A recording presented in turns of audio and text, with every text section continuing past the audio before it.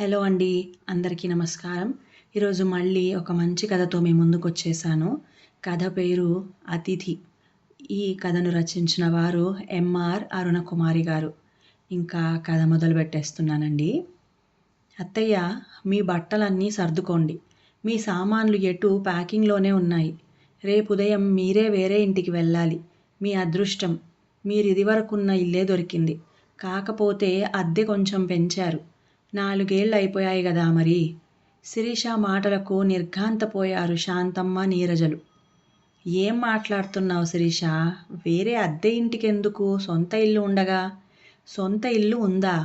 మరి నాకెప్పుడు చెప్పలేదే? మీరు గాని మీ అబ్బాయి గాని. ఆశ్చర్యంగా చూసింది శిరీష. శిరీష వైపు కొరకొర చూస్తూ కరుకుగా అంది శాంతమ్మ. ఇది మన సొంత ఇల్లే గదా. అవునత్తయ్య, సొంత ఇల్లే, కానీ మనది గాదు. మా అమ్మ సొంత ఇల్లు. చివరి వాక్యం ఒత్తి పలికింది శిరీష. మీ అమ్మదైతే నీది కాదా?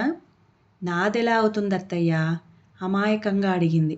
మా అమ్మ వాళ్ళ పుట్టింటి వాళ్ళు పసుపు కుంకాలనని ఇచ్చిన పొలం అమ్మేసి ఈ ఫ్లాట్ కొనుక్కుంది. ఏదో దయతలిచి నన్ను ఉండమంది అంతే. నువ్వు దయతలిచి మమ్మల్ని ఉండమన్నావా? కోపంగా అడిగింది శాంతమ్మ. లేదు, నేను కాదు, మా అమ్మే చెప్పింది. పెళ్లి సంబంధం మాట్లాడేందుకు మీ ఇంటికొచ్చినప్పుడు చూసింది గదా. పెళ్ళయ్యాక నన్ను శతపోరింది. పాపం, మీ అత్తయ్య, ఆడపడుచు ఆ చిన్న ఇంటిలో ఆ ఇరుకు గల్లీలో ఎలా ఉంటారు? ఇక్కడికే వచ్చేయమను అని. అందుకే మిమ్మల్ని ఇక్కడికి రమ్మన్నాను, కానీ నాకైతే ఇష్టమే లేదు నిక్కచ్చిగా అంది శిరీష. ఓహో, అయితే మీ అమ్మ దయాదాక్షిణ్యాలతో మేమిక్కడున్నామన్నమాట. వెటకారంగా అంది శాంతమ్మ. ఒక రకంగా అంతే కదా అత్తయ్యా. నిన్ను కాదు, నా కొడుకుని అనాలి. ప్రేమ దోమ అని నిన్నే చేసుకోవాలన్నాడు. లేకపోతే నా తమ్ముడి కూతుర్ని చేసుకోనుంటే 100 ఎకరాల పొలం, 100 తులాల బంగారం ఇచ్చి ఘనంగా పెళ్లి చేసేవారు గదూ. పాపం, మీ అబ్బాయి మీ మాట వినకపోయే. మీకవన్నీ అనుభవించే ప్రాప్తం లేకపోయే. శిరీష వెటకారం భరించలేకపోతోంది శాంతమ్మ. ఉన్న పొలమంతా మావయ్య గారు తాగుడుకు పేకాటకు తగలేస్తే ఉంటున్న ఇల్లు అమ్మి కూతురు పెళ్లి చేసి పొట్ట చేత పట్టుకుని పట్నం వచ్చారని, కొడుకు కష్టపడి చదువుకుని టీచర్ ఉద్యోగం సంపాదించుకున్నాడని ఎవరో చెప్పగా విన్నానే. ఆ మధ్య వచ్చిన మీ చెల్లెలు చెప్పారులే. మీరే స్వయంగా వెళ్ళి అడిగినా ఒక బడిపంతులకు కూతుర్ను ఇచ్చేది లేదని, సాఫ్ట్వేర్ ఇంజనీర్కే ఇస్తానని మీ తమ్ముడు అన్నారట గదా. మర్చిపోయారా? అదంతా ఎందుకు? మీ అమ్మకు లింగు లిటుకుమంటూ నువ్వు ఒక్కతివే కూతురివి. మీ అమ్మ ఆస్తి నీది, నీది అన్నయ్యది. అన్నయ్యది మాది కాకపోతుందా? నీరజ గట్టిగా అడిగింది. నీరజమ్మ, మీరు లా పాయింట్లు మాట్లాడాల్సింది ఇక్కడ గాదు, మీ అత్తగారింట్లో. చురుకుగా చూసింది. అంటే నేను మొగుడిని వదిలేసి వచ్చాననే గదా అంటున్నావు? చూసావా అమ్మా, గంపెడు సంసారంలో నన్నిచ్చి నా గొంతు కోశారు. ఆ చాకిరి చేయలేక, ఆ నరకంలో ఉండలేక వచ్చేస్తే ఈవిడ చేత మాటలు పడాల్సొస్తోంది. నీరజ వలవలా ఏడవసాగింది. అయ్యో, ఏడవకే నా తల్లి. మనమేమీ ఈవిడ గారి సొమ్ము తిని బతకడం లేదు. అన్నయ్య సంపాదన తింటున్నాం గాని అని కూతుర్ని ఓదార్చి శిరీష వైపు తిరిగింది శాంతమ్మ. అంటే ఏమిటి నీ ఉద్దేశం? నా కూతురుకు మాట్లాడే స్వతంత్రం లేదా? అత్తగారితో, ఆడపడుచుతో వ్యవహరించే పద్ధతి ఇదేనా? అసలు మీ అమ్మ పెంపకాన్ని అనాలి. మా అమ్మ మాట ఎత్తితే బాగుండదు. తర్జని చూపిస్తూ నిప్పులు కక్కింది శిరీష. మీకు అసలా అర్హత కూడా లేదు. డోర్ బెల్ మోగితే వెళ్ళి తలుపు తీసింది శిరీష. బాబును ట్యూషన్ నుంచి తీసుకొచ్చిన మోహన్ లోపలికి రాగానే శోకాలు మొదలుపెట్టారు తల్లీ కూతుళ్ళు. ఒరేయ్ మోహను, నీ భార్య మమ్మల్ని ఎన్నెన్ని మాటలంటా ఉందో తెలుసా? రేపు పొద్దున్నే మేము వేరే ఇంటికి వెళ్ళిపోవాలట.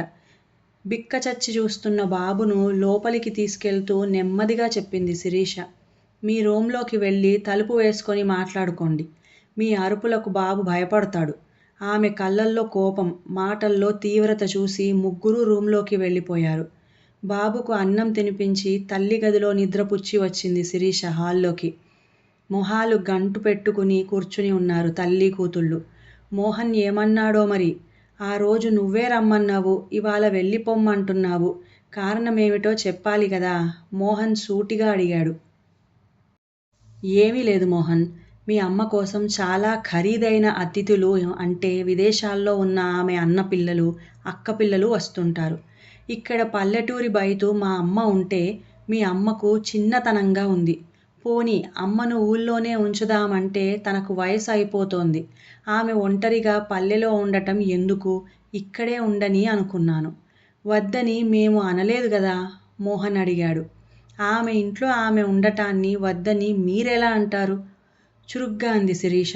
ఆ మాట అనలేదు గాని అవమానం చేశారు. కోపంతో రగిలిపోయింది. అవమానమా? కాక మరేమిటి? మధ్యాహ్నం మీరు చేసిందేమిటి? గర్జించింది. అమెరికాలో ఉన్న అన్న కొడుకు ధీరజ్ వచ్చాడని తెలిసి తనే ఫోన్ చేసి భోజనానికి రమ్మని పిలిచింది శాంతమ్మ. ఇప్పుడు తాము పాష్ ఏరియాలో ఖరీదైన అపార్ట్మెంట్లో ఉన్నారు కదా. రేపు నువ్వు లీవ్ పెట్టు శిరీష. మా అన్న కొడుకును భోజనానికి రమ్మన్నాను ముందు రోజే చెప్పింది. ఇదివరకు ఆమె బంధువులు ఎవరు వచ్చేవారు కాదట. ఆ ఇరుకు గల్లీలో కారులో రావటం కష్టమని, వంటగది హాలు మాత్రమే ఉన్న ఆ చిన్న ఇంట్లో నలుగురు కూర్చునే స్థలము లేదని మొహాన్నే చెప్పేవారట. ఇప్పుడు 3 బెడ్రూమ్లు, పెద్ద హాలు విశాలంగా ఉన్న తమ ఫ్లాట్కు బంధువుల్ని పిలిచి గొప్ప చూపించుకోవాలన్న శాంతమ్మ ఉబలాటాన్ని అర్థం చేసుకున్న శిరీష ఎప్పుడూ ఎవర్నీ రావద్దనలేదు. తనకు వీలైతే లీవ్ పెట్టేది. లేదంటే సాయంత్రం ఆఫీస్ నుండి త్వరగా వచ్చి అతిథులను పలకరించేది. స్కూల్లో పరీక్షలు జరుగుతున్నాయి కాబట్టి మోహన్కు లీవ్ పెట్టడం కుదరలేదు.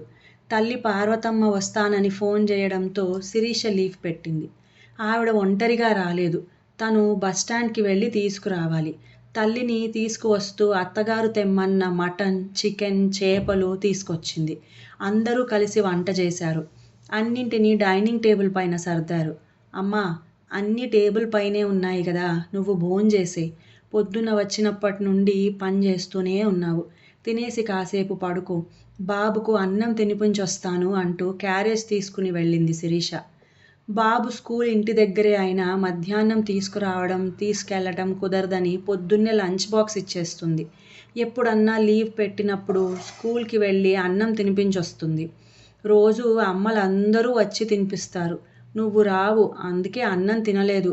అప్పుడప్పుడు తినకుండా లంచ్ బాక్స్ తెచ్చావేమిటని అడిగితే బాబు ఇచ్చే జవాబుకు మనసు ద్రవించిపోయేది. అత్తగారికి సరే సరి, ఆడపడుచుకు ఓపిక లేదు బాబు స్కూల్కి వెళ్ళి అన్నం తినిపించి రావటానికి. ముప్పూటలా తినటం, టీవీ ఓటీటీలో సినిమాలు చూడటం, పడుకోవటం, ఇదే దినచర్య వాళ్లకు. శిరీష బాబుకు అన్నం తినిపించి వచ్చేసరికి పార్వతమ్మ వంటింట్లో కింద కూర్చుని భోంచేస్తోంది. ఆవిడకు మోకాళ్ళ నొప్పులు. కింద కూర్చోలేదు. ఎడమ కాలు మడవలేదు. గోడ కానుకుని కాళ్ళు చాపుకుని తింటున్న తల్లిని ఆశ్చర్యంగా చూసింది. ఇక్కడ కూర్చున్నావేంటమ్మా? టేబుల్ దగ్గర కూర్చోక. లేవటానికి అవస్థపడుతున్న తల్లికి చేయి అందిస్తూ అడిగింది. మరోవైపు చేయి పట్టి లేపుతున్న పనామె లక్ష్మి మెల్లగా చెప్పింది. అమ్మా, అక్కడే కూసున్నారు. పెద్దమ్మగారే చెప్పినారు ఇక్కడ తినమని. ఎవరో ఖరీదైన చుట్టం అమెరికా నుండి వస్తున్నారంట కదా, టేబుల్ ఖరాబైతది. ఆయన గోరు వచ్చే వేలయింది. అందుకే అమ్మ ఈడ కూసున్నారు. ఆ మాటలు విన్న శిరీషకు పట్టరానంత ఆగ్రహం వచ్చింది. విసురుగా హాల్లోకి వచ్చింది. సరిగ్గా అప్పుడే శాంతమ్మ డోర్ బెల్ విని తలుపు తీయటం, ఆవిడ మేనల్లుడు ధీరజ్ లోపలికి రావటం జరిగింది. పాల పొంగు లాంటి కోపాన్ని సంస్కారమనే నీళ్లు జల్లి అణుచుకుంది శిరీష. బలవంతాన చిరునవ్వు మొహానికి పులుముకుంది. నేనైతే లీవ్ పెట్టాను, కానీ అర్జెంట్ వర్క్ పడిందని ఫోన్ చేశారు మేనేజర్ గారు. మీరు భోంచేయండి ప్లీజ్ అని చెప్పి వెళ్ళిపోయింది శిరీష. ఆ వెళ్ళటం ఆఫీస్కు కాదు, ఇళ్ళ వేటకని ఇప్పుడు అర్థమైంది శాంతమ్మకు. మీకు తెలియదేమో, పల్లెల్లో కూడా మా ఇంట్లో డైనింగ్ టేబుల్ ఉంది. మా అమ్మకు మోకాళ్ళ నొప్పులు వచ్చినప్పుడే మా నాన్న టేక్ వుడ్తో చేయించారు. మా అమ్మ కొద్దో గొప్పో చదువుకుంది. ఊరి సర్పంచ్గా కూడా ఉంది. టేబుల్ మేనర్సే కాదు, అతిథులను గౌరవించటం, మర్యాదలు చేయడమూ తెలుసు. మా అమ్మను వంటింట్లో కింద కూర్చుని తినమంటారా? అలా చెప్పడానికి అసలు మీకెంత ధైర్యం? మాకేమి 100 ఎకరాల పొలాలు లేవు. ఉన్న 2 ఎకరాల మడి చేనులోనే మా అమ్మ నాన్నలు కష్టపడి నన్ను చదివించారు. ఏమన్నావు నీరజమ్మ? లింగు లిటుకుమంటూ నేను ఒక్కతినే కూతురునా? అవును, ఆ కాలంలోనే ఒక బిడ్డ చాలని మా నాన్న ఆపరేషన్ చేయించుకున్నాడట. నన్ను అపురూపంగా పెంచారు. నేను చదువుతానంతా చదివించారు. ఉద్యోగం వచ్చింది. నా కష్టార్జితాన్ని నాన్న అనుభవించలేదు. పాము కాటుతో హఠాత్తుగా చనిపోయారు. అమ్మని ఇక్కడకు రమ్మంటే నాన్నతో కలిసి బతికిన ఇంటిలోనే ఉంటానంది. ఇక్కడ అద్దె ఇళ్లల్లో నా అవస్థలు చూసి తన పొలం అమ్మి ఈ ఫ్లాట్కు డబ్బులిచ్చింది. ఈ ఇంట్లోని వస్తువులన్నీ నా కష్టార్జితమే. ఇదంతా అనుభవించే హక్కు మా అమ్మకు ఉంది. మీ మేనల్లుడు ఎవరో అమెరికా నుండి వస్తే మీకు గొప్ప కావచ్చు. అతగాడు మా ఇంటికొస్తే మా అమ్మ వంటింట్లో కింద కూర్చుని భోంచేయాలా? అతని ఇంటికి అతిథి మాత్రమే, కానీ మా అమ్మ ఈ ఇంటి ఓనరు. బాధ, కోపం, ఆవేశంతో రొప్పుతోంది శిరీష. మీరు రేపు ఉదయం వెళ్ళిపోవాల్సిందే. నేను మా అమ్మతో ఇక్కడే ఉంటాను. మోహన్, నీకు భార్యాబిడ్డలు కావాలంటే ఇక్కడుండు. మీ అమ్మ చెల్లెలు కావాలంటే వాళ్లతో వెళ్ళొచ్చు. నాకేం అభ్యంతరం లేదు. స్థిరంగా తన నిర్ణయం చెప్పేసి గదిలోకి వెళ్ళిపోయింది శిరీష. ఇంకా కథ సమాప్తం. ఈ కథ మీకు నచ్చినట్లయితే ప్లీజ్ లైక్ చేయండి, షేర్ చేయండి, మంచి కామెంట్ కూడా పెట్టండి. అలాగే నా సంగీతం ఛానల్ సాగరిక సంగీత మండలి ఛానల్ని కూడా సబ్స్క్రైబ్ చేసుకొని మంచి భక్తిరసమైన పాటల్ని వినండి. ఇంకా సెలవు.